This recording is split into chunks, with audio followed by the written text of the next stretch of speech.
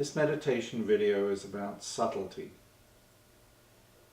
And as we continue to meditate, one of the things that we find is that subtle things start to arise. We start to recognize things about ourselves. And so life happens. Something happens in life. And often we fall into these repetitive patterns. And one of the things that happens when we're meditating, we become mindful of these repetitive patterns. And it's usually a repetitive series of thoughts. Something happens. As I said, life happens.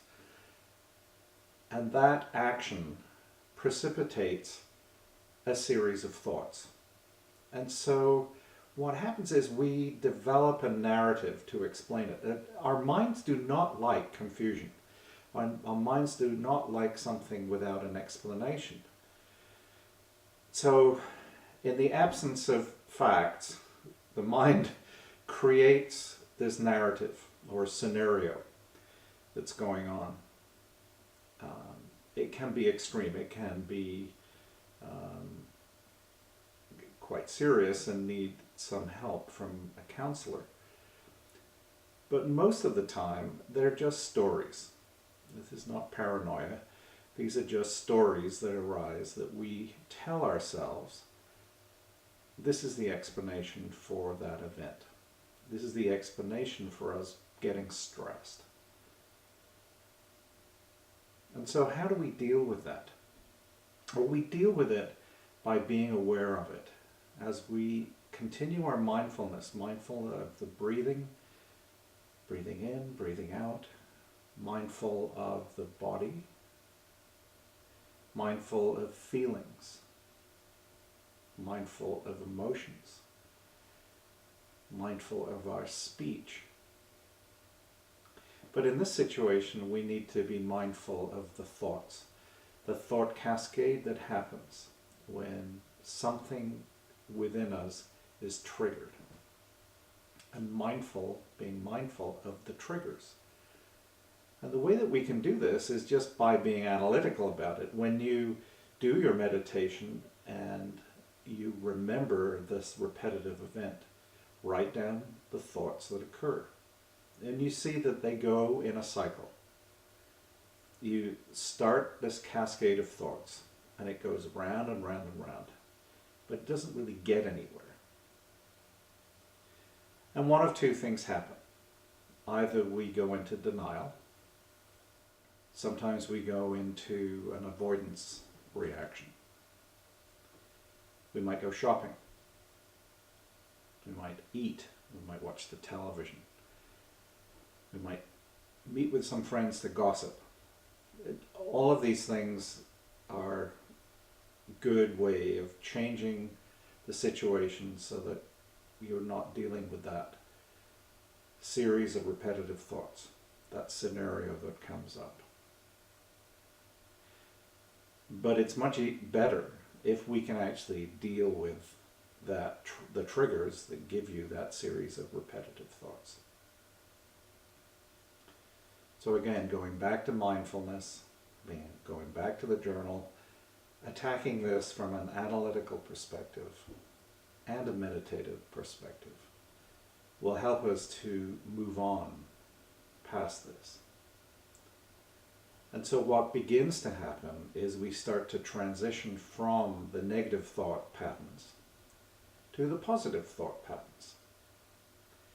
And as we continue, more and more subtle things start to arise. We're just not aware of them at the gross level. It's only when we begin to meditate on those things that we begin to see just how subtle they can be. A word spoken by someone who you value highly can either make or break your day. Why is that? Why do you have that thought cascade that comes from simply a word? When we become mindful, we become strong within ourselves. We become diamond-like. And so it doesn't matter whether that person gives a positive or negative word. We are strong within ourselves. And we are able to move into the world, helping others, being generous, being compassionate. In our interactions with other people, we are no longer dependent on whether they stroke us or not. In our reactions with the world, we're not affected by things that happen. You're in a hurry to get to a meeting and your tire blows on the highway. And you have to deal with that. There's nothing that you can do about it other than have the tire fixed, or to fix the tire yourself, change, put on the spare, and move on and go to the meeting and apologize for being late. That's all you can do. You can't, there's no point in beating yourself up.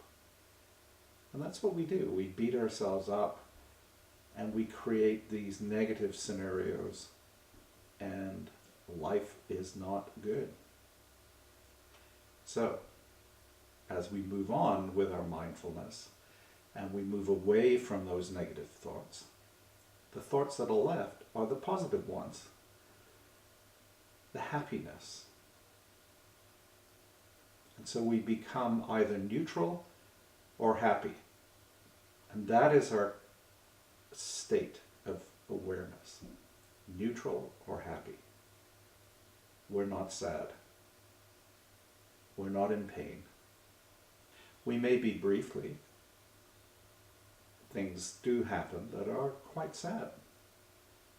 Someone dies that you're very close to, and you feel sad. You feel sad for the people who are dependent on that person. You feel sad for all of their family and friends who valued that person.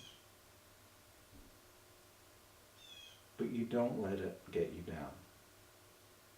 The sadness does not go on into abject grief and beating your chest and pulling your hair and all of those things that some people experience when they experience grief.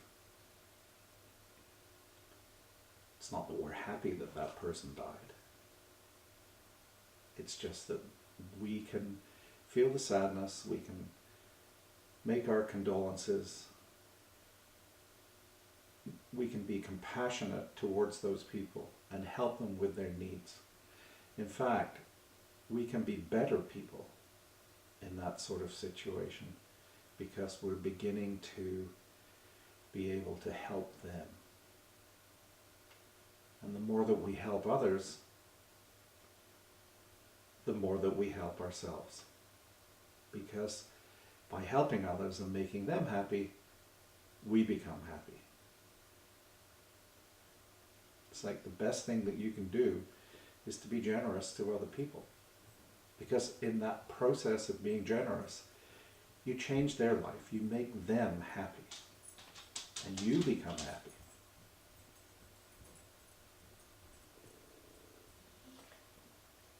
Be well, be happy, meditate,